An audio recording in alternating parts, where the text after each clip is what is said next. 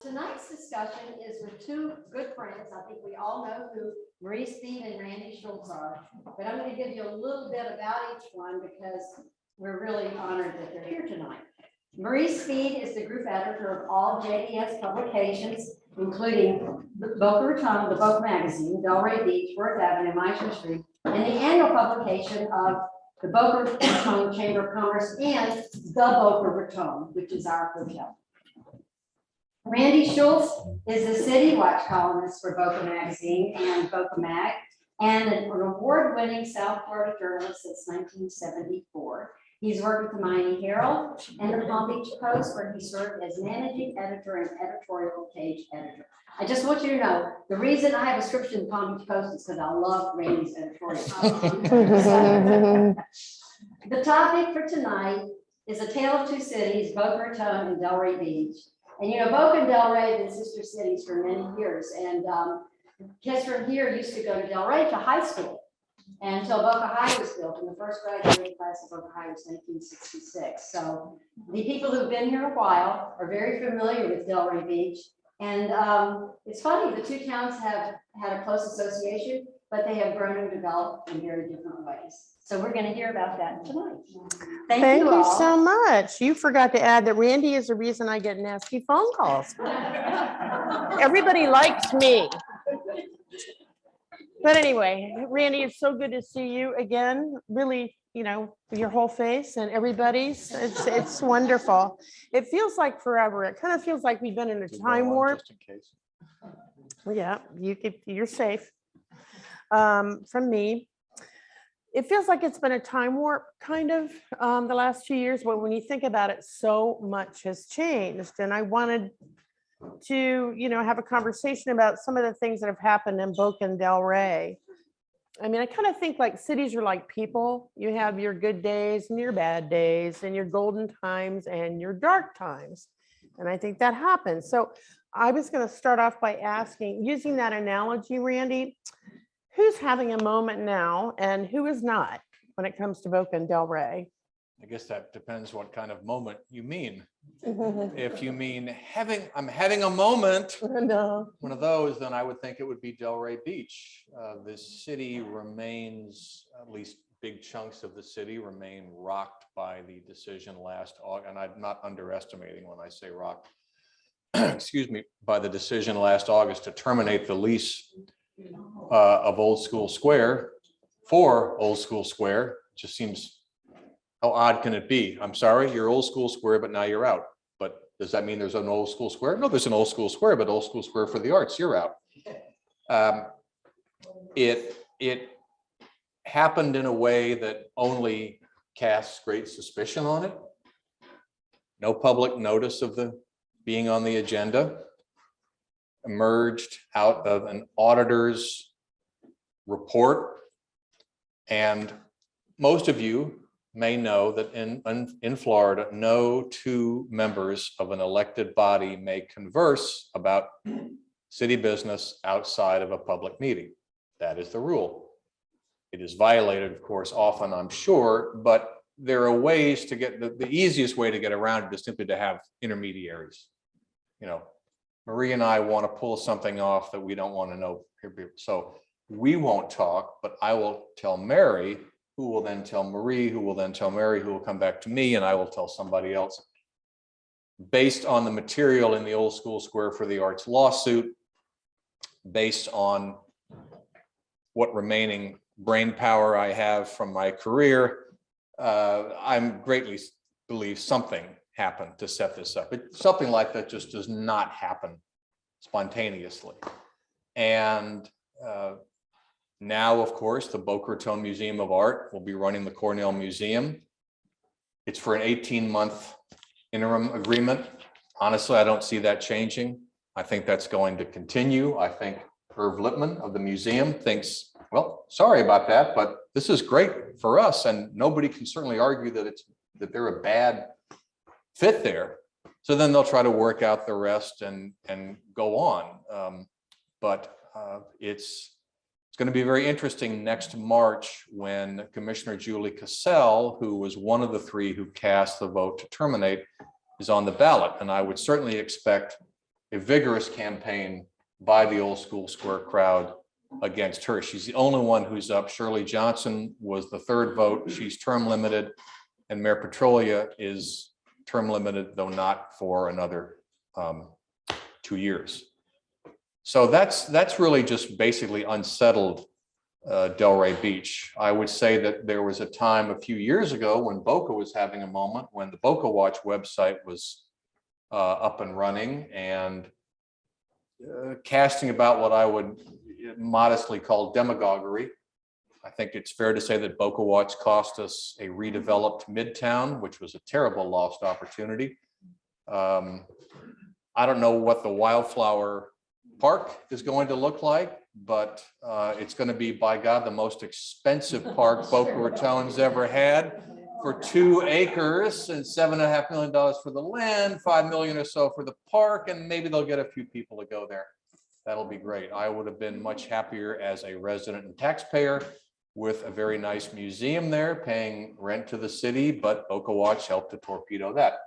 So cities do run in cycles, and Boca is calmer now with some pretty exciting things coming up. The two I would mention would be the very ambitious plans for the Boca Raton Innovation Campus, done, of course, by the same Crocker partners that tried to do Midtown and got rebuffed. Perhaps the city will be wiser now. And the other thing, of course, is if they can pull it off, is the effort for the Performing Arts Center on the vacant land at Meisner Park. And I'm told that the lease may get to the council in April or May. I think they're doing really well. Fundraising? Yes, Yeah, well, yes, I've heard that. That's And what. also Brightline, you've got Brightline. I mean, this question comes God, do we about. have to talk about Brightline? This question comes about because a former mayor of Delray, who's staunchly a Delray guy, not a Boca guy, you know how that goes, the Boca Delray thing.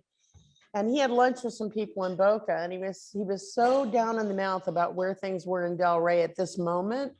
And then he went to Boca, and like Randy said, there was brick, there was Brightline, there was a Center for the Arts, the Machu Picchu exhibit was just coming to town. I should have mentioned, yes, You know, and he absolutely. just said, there's so much happening great in Boca right now. And truly, that was what we used to say about Delray. Yes, it does. It does run in cycles. And I'm going to be honest with everybody. I first heard Brightline's business model pitch 10 years ago when I was the editorial page editor at the Post. I didn't get it then. I don't get it now. I think they have wonderful, beautiful trains. I don't know how they make a profit just on train business. I think it's at least as much a real estate play as anything else. But if I'd been on the council, I would not have sunk $10 million into a parking garage for Brightline. I would have been the wet blanket dissenting outsider. I think if you want to look at what could happen, property right around the station and the library is changing hands. Money thinks that there's going to be a cluster there of people who will ride that train. But as I joked once in a column, okay, now there's a Boca station, and there's going to be an Aventura station, and there's going to be another station. This is all high-speed rail. Well, by the time you have that many stations, it suddenly becomes medium-speed rail. And, Steve Abrams is over there going, why don't you just ride Tri-Rail? It's a lot cheaper. Yeah, right. So, but if you've been over by the library, they are going lickety split on that. They definitely want to be open by the end of the year. And I heard the Orlando leg was finished. I saw that. So interesting. John? Just my son goes to UCL, so I drive up that way all the time. They're going fast. Yeah, I know. And then of course they got plans for Orlando to Tampa after that. So, I certainly could be wrong, but I love Brightline. we disagree. But to her point, yes, everybody, I mean, it's everybody, there are tons of people in the city who, if I hear Brightline called a game changer once more, a lot more wine than this, but it could be. Well, I was are we through with Old School Square? I mean, I was hoping that we get to some other things, like even though that's kind of the lightning rod. I mean, that'll come out again, I think, but Mediation in the lawsuit possibly next month. right. So And I we'll guess, see. do you think it's ever, Using it as a gallery space? Oh, yeah. Oh, yeah. but they've also run out of school space. Yeah. School, yeah, because over. Yeah, but they're not right now gonna have school space, but there's a lot of school space in the rest of that complex, so. No one's saying that, but come on, you know, Irvin Littman has told me several times that half their membership is north of Boca Raton. So, and look, I hope it works out, right? I'm all for cultural institutions, right? Who isn't? But I still cannot understand remember that episode of The Twilight Zone? I'm dating myself, but why not? I'm 70 in May, so I'll date myself happily. Guy has the same thing where he thinks he's leaving town and he comes on the train and they wind up in the same station over and over and he can't get out of where he is. That's sort of the way it is with Old School Square is trying to go and say, well, what documents do we have to the city so we can finally work this out? Well, you know, you're missing these. Well, we gave them to you. Well, you didn't really give the ones we were saying, and it just goes back and forth. And now the CRA is not only not giving the money that Old School Square says it's owed, they're not trying to take money that already went to Old School Square. So it's. you just wonder what the motive, I mean, it seems crazy to me, I think just it's crazy. I think it's strictly all personality. I think it's driven by the mayor, who runs a very personality driven agenda. It's interesting because Carrie Glickstein, who preceded her, was, and I liked Carrie, was a very, let's say, emotive guy at times on the dais, but you know, he didn't take things personally, at least not the same way. I think he was, you know, he'd run a development company. Ultimately, he was pragmatic and straightforward, but this is just everything up there seems a fight. It's kind of like the legislature. Well, we're going to fight today. What about? Something. Yeah. Something. We'll figure it out. Let's talk about some of the things that Delray's done right, and that maybe Boca hasn't. I mean, I can remember back when there was a big division in the city up over Meister Park. It was kind of ugly. And the council was development or anti-development. It was not a happy camper place. No. But Delray, on the other hand, was kind of coming out of the ashes and building Old School Square, and Atlantic Avenue was coming alive. Delray Beach had its golden decade in the 90s, I would say. And I think you can attribute a lot of that to Tom Lynch, who was mayor. I got to know Tom pretty well because he went on from being mayor to serving on the school board and becoming chairman of the school board. One of the most civic-minded people I've ever known. Ran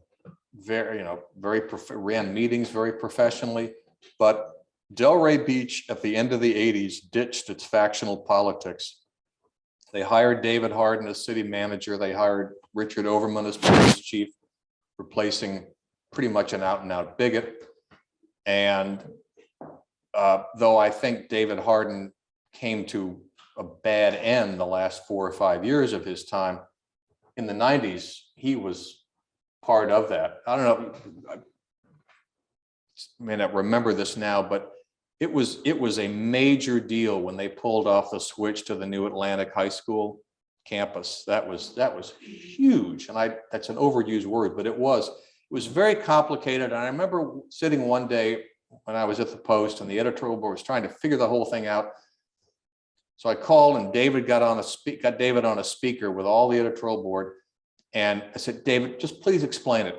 10 minutes later, we understood it all. So those were 2 really good hires. It's you know, you can forget after all these years, just really how damn backward Delray was in 88 and 89. You know, if you remember looking at that Shuttered cluster storefronts, of buildings that became the focus of the, you know, I went right after during the Bush Gore recount in 2000, Washington Week in Review came to Crest Theater. and I was on the panel. I was a local hired gun, trying to explain Florida, Good luck. I said, do you have 3 hours? We can do Yeah. that. But I thought to myself in the middle of it, holy man, it's been 10 years only since this thing was fenced off, basically. And here now the whole nation is watching it. Mhm. So that laid the foundation, I think, for everything. And remember, Delray Beach had that thing where it was almost like the major leagues. To get to the commission, you had to serve on the planning and zoning board or the site plan review board. You had to do your time. You had to really learn the city, and then you got to go, up like that. And you just, you don't. Julie Cassell, no such experience. Shirley Johnson, no such experience. I'm just, Yeah. so. What about Boca? Like Boca's downtown is finally coming alive in a lot of ways. And that's exciting because I remember moving here and thinking, where's the there? There's no there there. There's no downtown.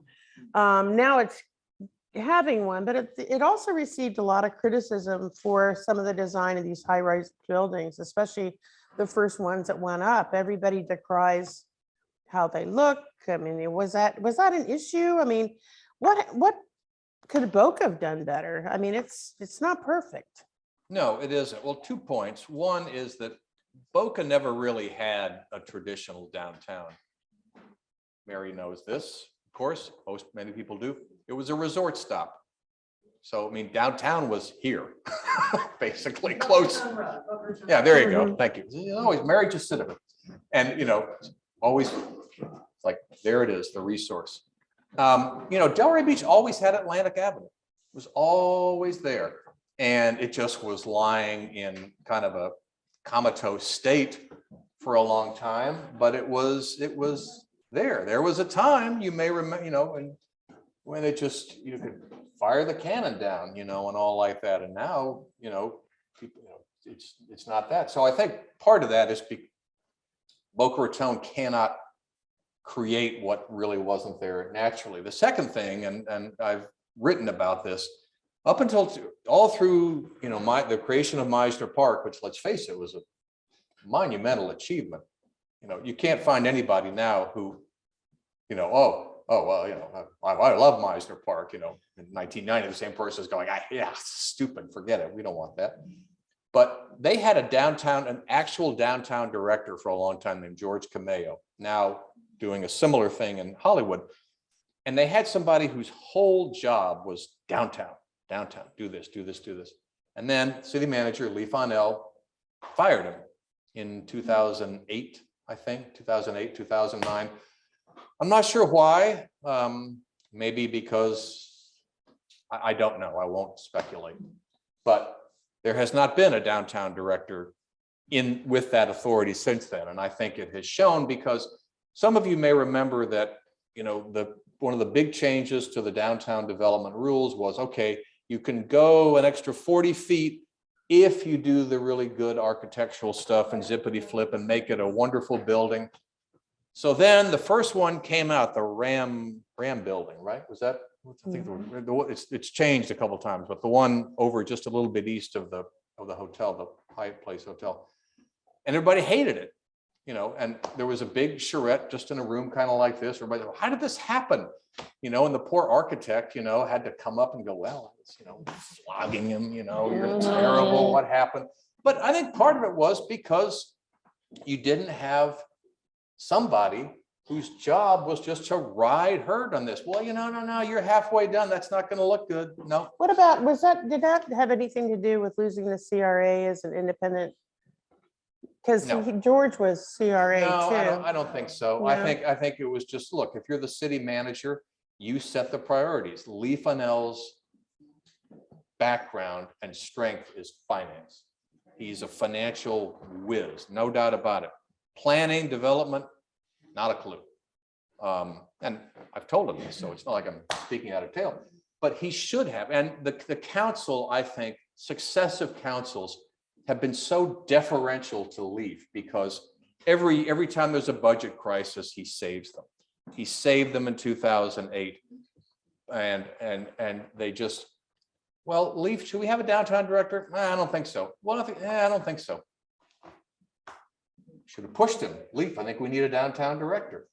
I think that's that's a big institutional mistake by the council. I mean, Leaf has made himself indispensable, and I think some council members have thought, well, I can't annoy Leaf because he might leave.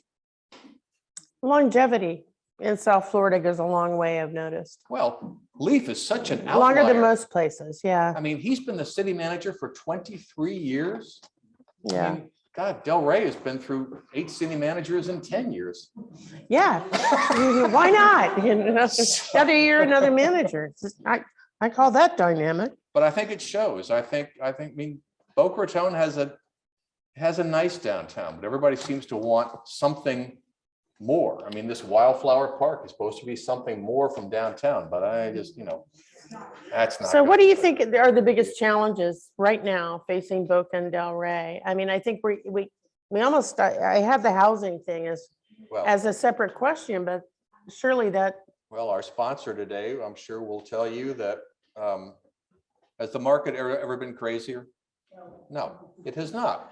And it's pandemic related in many ways because you get people who are coming from other parts, more expensive parts of the country, and they go, oh, here's a rental price or a house price, that's 100,000 above whatever. Well, bargain for me. Bang, put it down. So, but I don't know how much Delray and Boca Raton could do about that, except, and this is really pretty ambitious stuff, we may have an awful lot of office space that is not used as much as it used to be. Maybe you talk to owners about repurposing that to housing. You just got to get a little creative. I mean, back to Midtown for a second and the missed opportunity. That was going to be, like 1,000 units of housing. How would that, oh no, we can't have that. Well, now we sure need it. I mean, about a year ago, Menon in Delray Beach got permission to turn part of that shopping center on Linton Boulevard east of 95 into housing. Everybody, 5 years ago in Delray Beach, they'd have crucified somebody who tried to do that. Now they're welcoming it. So that's such a state and federal and market issue. But I would say, but it's a huge challenge. I mean, who's gonna but work in the restaurants or teach the kids or Well, I drive know- the buses? I I mean, know, I just don't know how much local government can do about that. But again, it would take some very ambitious ideas, and I have not seen any of that. I mean, Delray Beach, the old Office Depot property out on Congress Avenue, that's going to be what, 1,000 units, I think. So that's, and again, there were people who went, oh God, whatever, can't it be something? No, this is good. This is good. This is residents. These are people. In terms of the actual cities, back to Leaf for a moment, the biggest challenge in the next year or two for Boca uniquely is going to be who replaces him. And where is the senior management going to come from? Because 23 years, wow, that's a lot of culture, a lot of whatever. The 2 deputy city managers are not going to be the successor. They're near retirement age. So, the former marketing director, Chrissy Gibson, is now the assistant city manager. And I would say it looks to me as if Leaf is sizing her up for it. So succession planning. And in Delray Beach, I think it's just, how do you get over this destructive factional politics where these just social media in Delray Beach seems to have such an outsized influence. It's like, nobody matters except the natterers. And I think there's a real culture issue that they've got to work through. The new city manager strikes me as a very capable guy, but look what happens to him. He walks in, and 2 weeks after he starts, when he's thinking that the water plant is going to be his big issue, bang, Old School Square. Oh, well, thanks. I didn't really know that one coming. But you want to compare the 2 cities, there is something very illustrative. No matter how many people you get, no matter how zippity flip you get, no city can forget the basics: water, sewer, parks, roads, whatever. It is worth noting, and I've lived in Boca now for 36 years, that in no hurricane did the city lose water and sewer. And if you think, oh, well, so what? Yeah, you try and go out there. Do you remember in Hurricane Irma, Delray Beach ran short of generators for the lifts, you know what a lift station is? Yeah, Keeps the sewer going. right. They had to buy and run, and there were people going out in the storm, run this one up, or you would have had sewage backing up. Some of you like me may have had to drive around in the last year or so, all this digging up, along this, where they put these big pipes in and all for what they call their ISIP, I think, service. Look at Fort Lauderdale. They're talking about wanting to have Elon Musk company bore a tunnel from Los Olas Boulevard to the beach, and they have sewage running in the streets of one of the nicest neighborhoods in the city. Come on now. Delray Beach's immediate priority is to get that water plant built, to get that, because they went, that was beyond embarrassing. Where does Delray get its water? I know Boca gets it from the aquifer. Well fields, same thing. Same thing. Almost, Not not the lake. Okay. No, almost. West Palm Beach is only one, which gets its water from the lake, is only one of 12 cities that has above ground. Almost everybody on here has well fields, which is why, if you want to talk about changes, you got to talk about climate change. You got to talk about sea level rise, because sea level rise doesn't just affect tidal flooding in the Marina District in Delray Beach and other areas. But if the sea gets too high, that salt water is going to permeate in, and it's going to contaminate the well fields, and then you have to, so that's another huge challenge that gets sort of, that's very real. But there you've got both cities are in that regional compact, and they're actually, even though there are parts of Delray that are very low, there is an advantage once you get into Palm Beach County from Broward, because the elevation rises literally about 4 or 5 feet. When you think, not a big deal. Sea level rise, pretty big deal. And remember also with Delray Beach that they had a consultant tell them it would cost almost $400 million to fortify the city against sea level rise. So I'd say that's a pretty big challenge also. On a, more shallow level, which is where I like to live, I think one of the challenges, I think one of the challenges of Delray is graduating from that small town mentality that I think really does inform its political structure. I think it's very different from Boca that way.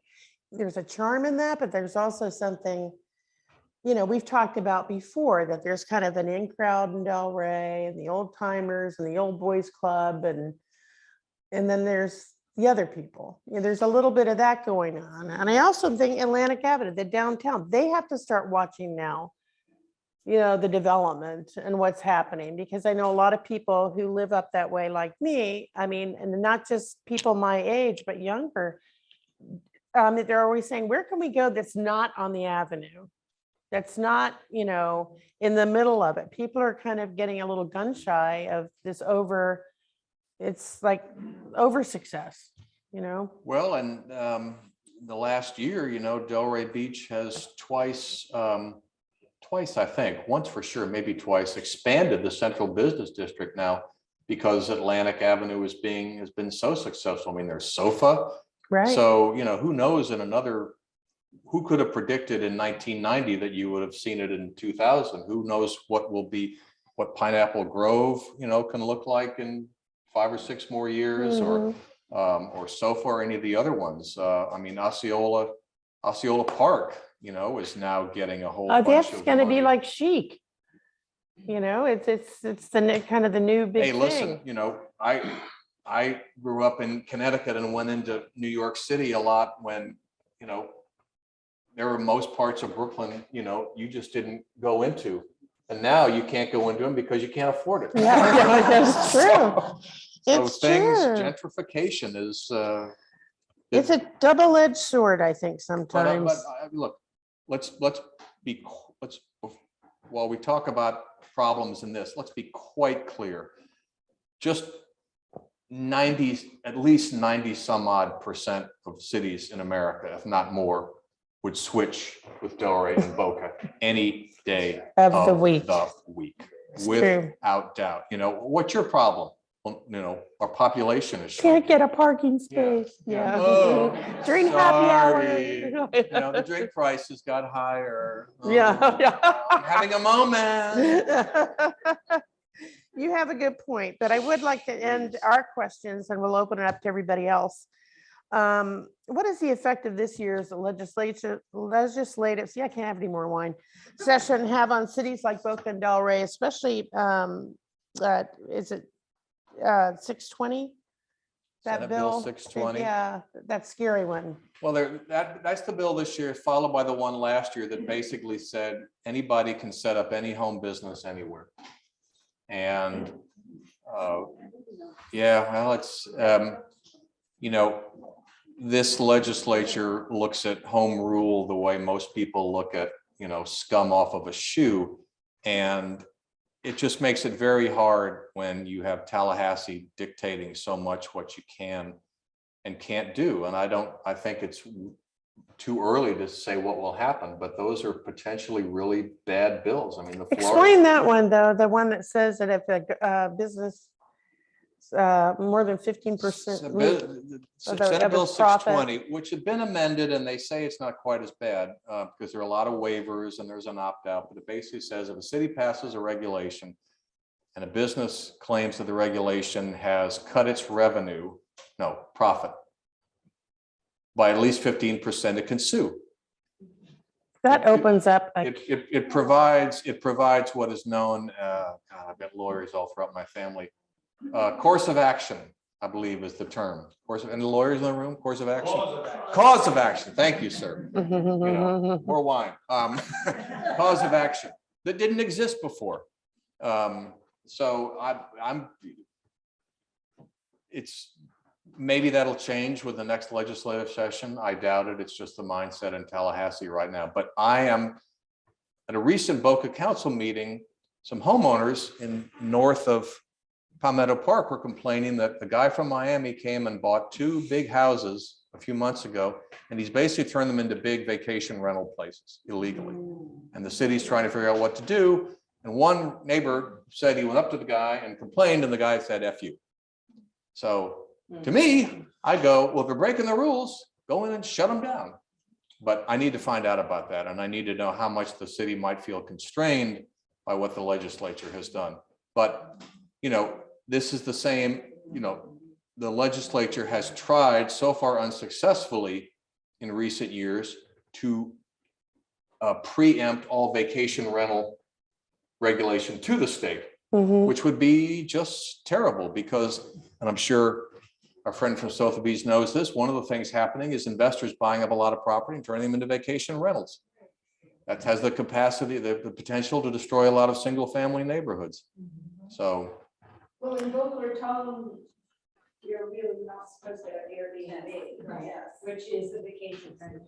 Yeah, we're not supposed to have it more in than Ocean Ridge three- either. 3 unrelated people, whatever, you know, from what have you, and you're not supposed to. But you look on the sites and all these houses. Yeah, Ocean there. Ridge, we're not supposed to, and there are already 3 in my neighborhood. Yeah, everybody knows about So them. if you want to talk about challenges, I mean, that's one too. You start eroding neighborhood. I mean, look at what Delray suffered with neighborhoods during the sober house crisis, and admirably through a lot of really hard work. Some of it by Kerry, some of it by Lois Frankel coming down and getting the federal government to change its statement on the protected class, and you know how you can regulate it. They've turned that around admirably. You know, police department, fire department, but you know it was killing neighborhoods, killing them. So, who has questions? I am blissfully unaware of the political nature of Boca Raton. I'm only here part-time, but I've heard a great grateful to be here part-time, and I'm thinking about spending more time because I think this is a beautiful place. But I saw that the Delray amphitheater is going to be changed, and it's going to have some sort of thing to do with the Museum of Art, and I didn't understand. That's what we were talking about, sir, with the Performing Arts Center. There is a group called either BRADEC is the acronym, I think, of local people who are trying to raise $120 million. If they succeed, and if the city agrees, the city will lease them the vacant there are 3 properties on the north end of Meisner Park: the museum, the amphitheater, and the empty part. They would lease them the empty part, which is owned by the CRA, on which they would build this Performing Arts Center and revamp the amphitheater to make it all one big complex. It's a very exciting possibility. It all depends on whether they can raise enough private money, because the city's primary concern is making sure it not only gets built, but can sustain itself, so the city doesn't wind up having to go in and take it over the way they did the amphitheater 12 or so years ago. So that's it. And that was what I was referring to, that the proposed lease may come The ground lease. to the council, to the city council next month or May. But I think they want to reach a certain level of funding before they do that. And it's going very, very well. And I was skeptical. And in general, is this, because I don't know who's where, is this considered to be a good thing, a positive? Yeah. Oh, if they can pull it off? Yeah, it'd be Absolutely. awesome. Yes, sir. Yes, sir. Absolutely. The amphitheater is already beloved in its current state. They propose to make the amphitheater even more belovable. Yes, quite exciting. So having lived here since '67, and I look at the traffic and how they, we've got all of these condominiums and rentals, and I know this is always an issue that comes up, but it just feels like it's just going to get worse and worse. When you look down Camino Real and, Federal Highway, the Palmetto Park Road is a disaster. People getting in and out of their cars, but I think more of just the policing, the fire department, climate change, more hurricanes, natural disasters. I'm not sure, again. You're ready to go, right? No. Let me know where. It's different than it once was, but in any event, looking at that, and then they raise this issue that somebody wants to build an automated garage or whatever, sort of to deal with this and the complications with that. And so when I think of Boca, I think of, just in this season alone, because of COVID, you can see a dramatic change where more and more people are coming here, and the impact that it's having.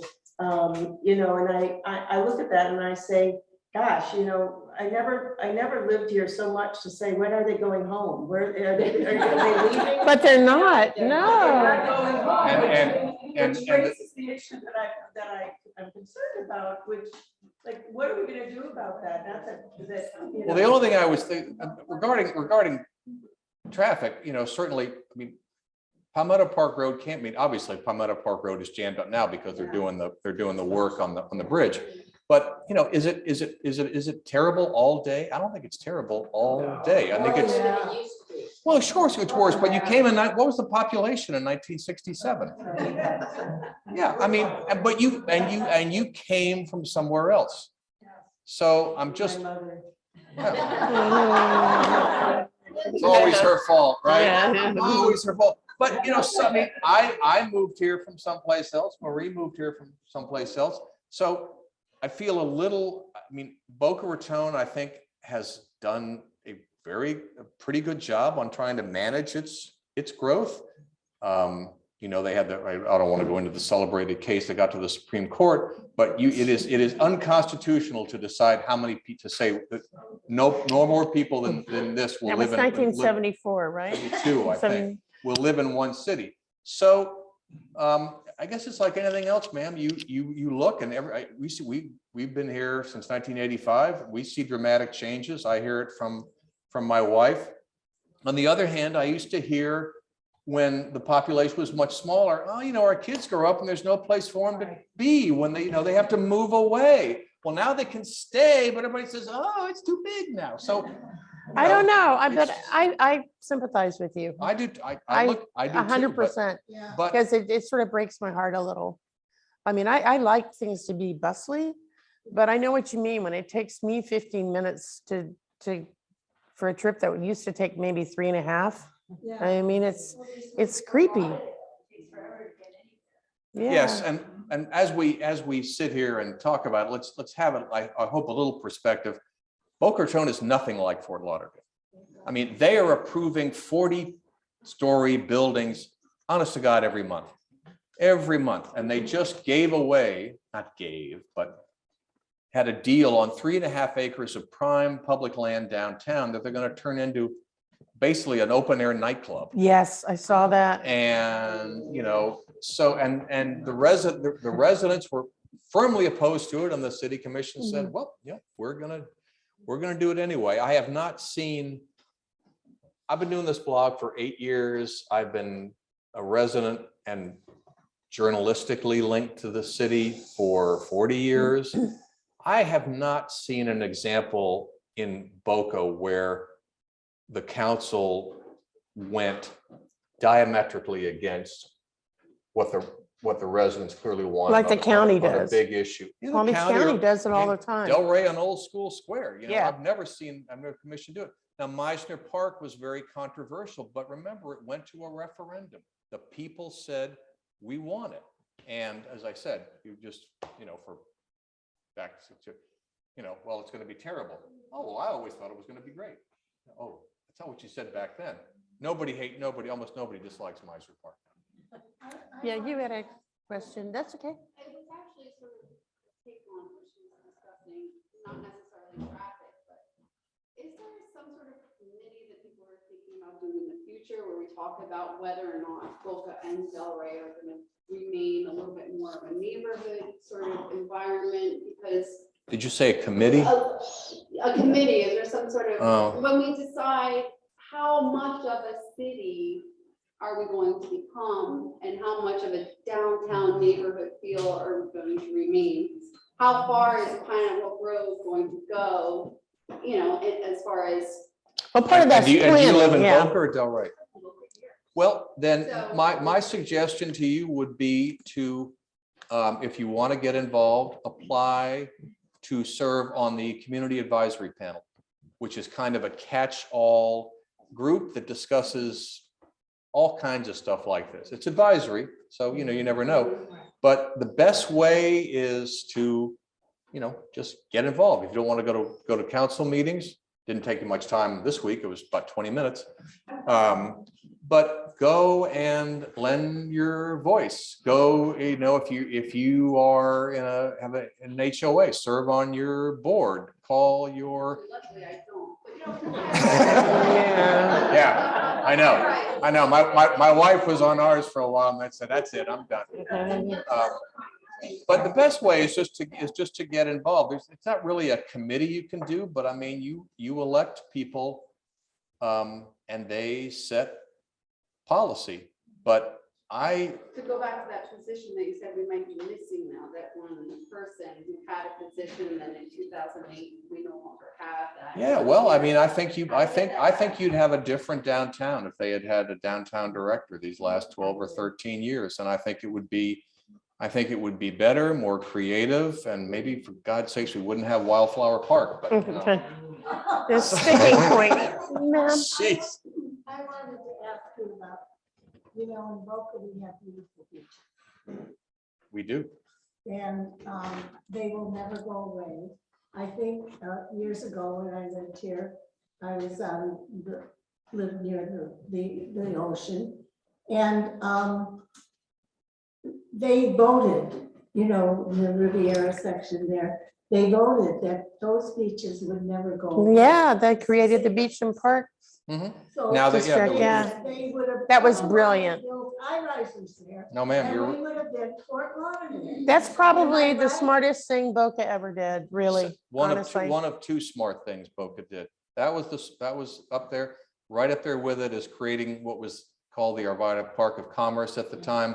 Now the park at Broken Sound, because it led to the corporate tax base that distinguishes Boca Raton from me.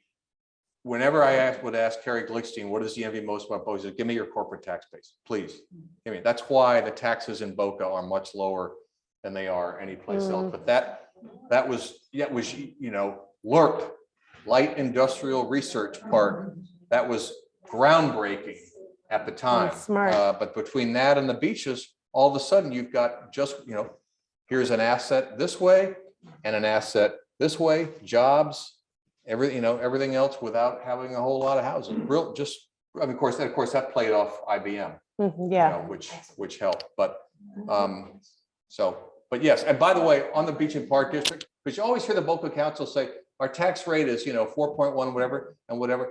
Just remember the real tax rate you pay in Boca includes the greater Boca Raton Beach and Park District, because it really does the same sort of thing. So it's actually a little bit higher. Joyce? I live on the Barrier Reef. Hope you mean the Barrier Island. Yeah, I was gonna That would say. You have aqualung Yeah. skills coming in. Right. I was sort of, what's your opinion is what I'm asking. That when the Boca Raton built their new water park, your water slide. It's very right attractive. through all these multi-million-dollar homeowners.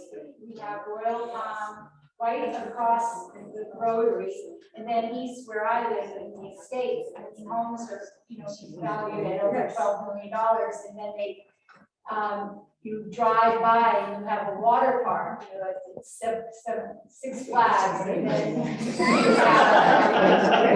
and then also, this is another question that I have, you may have an opinion, but I don't think it's aesthetically pleasing. And they are also building a restaurant right on the water on the Intracoastal, so it really abuts the waterway, however the Intracoastal is constructed. And here we have a waterfront restaurant with a water slide at a very elite private club. And then we have the wildflower that is just not a restaurant. I mean, I don't understand why we have this water slide in full view. Should I relay your thoughts to Mr. Dell? You know, Yeah. I just said, they're very proud of that $150 million investment. Yeah. Have people brought that forward to you though, that your opinion about the water slide? I've heard people say, well, they don't like it. Yeah, I've heard that. But, You know, yeah. I'm not sure.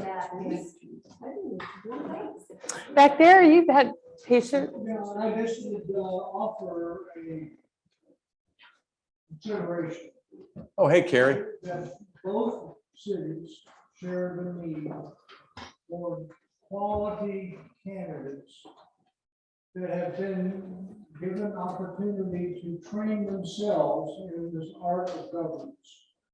That is so lacking. The worst thing that can happen is for people to run on single issue ballots, where they only have one problem, and that's what they take on as a cause. There's a greater good issue that both cities share. They should encourage early on people to run for office, but the cost of running for office is getting out of sight. So that's an encouragement, admonishment, a point of view from a long time, but that's my. Well, my only response to that is I can tell you that having done candidate interviews for the Post and for the Sun Sentinel, I don't do them now. That's always asked. What's your training? What do you know? What's, you know, and I think I referenced the Delray, we just call it the Delray farm system. you know, AA, then AAA. All right, now you're ready. You're ready for the show. You can join the commission. So that's broken down a bit. Mhm.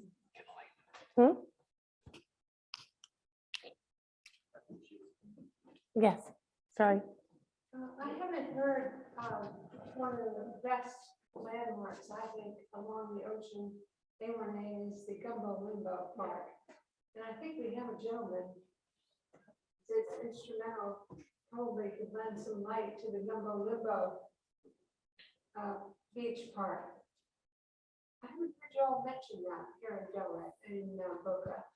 But it's a wonderful landmark. And they have so It much is activity gorgeous, there. It yeah. is, and what they want to do now is get their master plan Mhm. finished. They want to build the tower again. Well, that's happening. Is it? Yeah, that's happening thanks Oh, to, good. I I think it's great. a lot of patience by the city and a very generous donation by the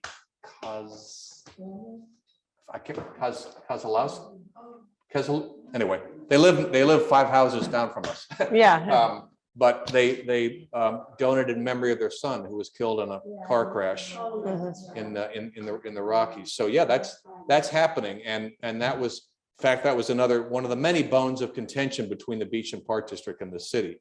The Beach and Park District kind of got into a dead end where they needed some help from the city, and the city fixed it. So now, yeah, it's going to be done. I'm excited. I'm excited also. I want to be able to get to the top and pant with my grandchildren yeah. again. think And we have if time you want for to talk one about more other big question. things, Oh, yeah. quickly, Okay. other big things, pretty soon, the new Rutherford Park in maybe a year is going to be done. And maybe I can take my grandkids now the way I did my kids on the canoe and kayak trails and then around the mangroves, because that was allowed, that was allowed to deteriorate during the financial crisis. They Right, just didn't- right.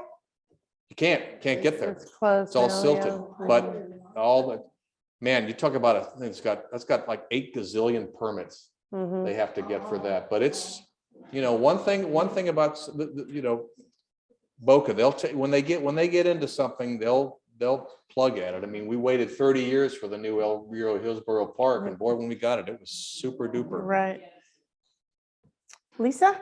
What impact do you think FAU has had on Boca and comparatively Delray not having a major university? I think FAU's had a big impact for a lot of reasons. Brought a lot of college educated people here who teach.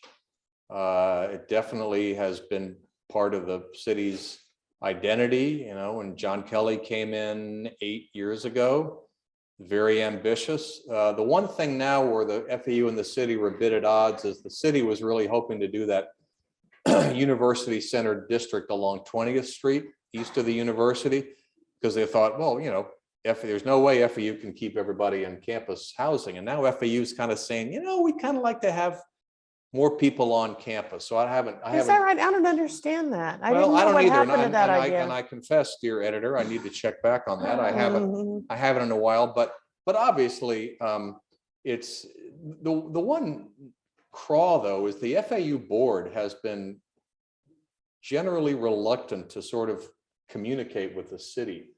Been complaints regularly over the last 5 or 6 years. We have a big sit down with the board, and the board never seems to have time. But you know, John Kelly's been really good for FAU. Mary? I have one thing that I'd like to bring up. Randy, I'd love for you to get involved on this. Uh-oh. Delray has done a wonderful job of creating historic districts and managing historic structures. Boca Raton, our city, doesn't have one iota of historic preservation in their blood, not one. There's nothing here. We are not a certified local government. They have a $1,500 fee on any homeowner who wants to designate their homes. It's the highest fee in the city. They just don't want to talk about historic preservation. To them, it's more money for the city. We're not going to do it. No, it just costs us more money. And, you know, we're getting to the point now that our buildings that were built in the 50s and 60s and 70s are historic buildings. We need to save a few, not all, but we have no structure. We have no way to do it. Didn't you just have a We terrific lost house? Kramer House across Yeah. the street. Right. I mean, I we've been couldn't talking believe about it that. for years. Mr. Kramer was the contractor of town hall. I mean, his house was darling. It could have been moved, it could have been saved. And we just don't have many things, but we need to do it. Let me put that on my list because you're certainly right from a culture standpoint. If you serve on the Historic Preservation Board in Delray Beach, you're big. Yeah. That's one of those stepping stones. I mean, Bill Bathurst served on that before he was elected to the city commission. So yeah, that's true. It certainly makes me think, my house, 1985, Yeah. $1,500. Yeah. There you go. I live in your neighborhood and our house is now 50 years old. There you I go. mean, and we're an IBM house. I mean, time marches on. Thank you, Mary. John for Miller, reminding that's me of perfect that. entree. Mr. History, you could probably help answer Now I Mary's really want more question. wine. Thank you. I can weigh in on that. So, I'm part of that farm system in Delray, although I have no intention of running for office there, but I was on HPV for 8 years, chair twice, and then on planning and zoning for 4 years, and chair for a couple of years there. I would encourage anybody who would like to get involved with the city as well and looking for some of these boards. I was on nuisance abatement, started first and then HPV and then P&Z and then back to HPV. It's a great way to learn about the city, Boca Delray. It is. And get involved. Secondly, major difference between Delray and Boca is the height limit. So Delray is a 4-story height limit. Suppresses the tax base considerably. Delray has always been a kind of a bedroom community, doesn't have a lot of industrial or commercial. So taxes are higher. In a perverse way, it creates higher property values because you can't go up. So the dirt becomes more valuable. And then the last comment I have in the question, what are the chances of getting a supermajority to fire or hire a city manager? in Delray Beach. Yeah. Well, they should go back and do it. I agree. The reason they think, Look at the reason they, Liven this up a little. I don't know if you remember, but the reason they did it was in Thank you. 2014. They could not get rid of Louis Chapman, who needed to be gotten rid of. And Angie Gray and Adam Frankel refused to do it. And Jordana Jarjura and Carrie Glickstein and Shelley Petrolia were absolutely right that, I mean, he was terrible. He was bad. And so they said, all right, we'll fix this. And in August, I think the primary, they did it, but they should go back. And thanks for reminding me of that. I'll put that on my list too, because It just man, makes it a little harder. yes, well, it's like a supermajority for a land use change. You know, you can't just rush it through. But on that idea of the two cities, I've always wondered, and Carrie Glickstein talked about this a lot. I think the cities actually complement each other. I think if you live in Boca and maybe you want a little bit more of that nightlife scene, well, you can go right to Delray and you can get that without having to have it here. If you live in Delray and you want to, maybe you don't want to live, but you want to have work in Boca, well, you can come here. You've got FAU here, and Carrie Great pointed out- shopping. Carrie, I mean, Delray doesn't, honestly. Carrie pointed out that when you compare Boca and Delray, even Boynton now, there's been more progress in the last few years. With Deerfield and Boynton, there's a lot of value added there. I think Delray adds value to Boca and Boca adds value to Delray. I do. Because one of the things I've missed in the pandemic is not going to Silver Ball Museum to play pinball in Delray Beach. There was just nothing like taking my 2 grandsons there for an hour and coming out going, ah. Yeah. Yes. I would like to get your opinion on the impact of the bright line coming to Boca Raton. Oh, God.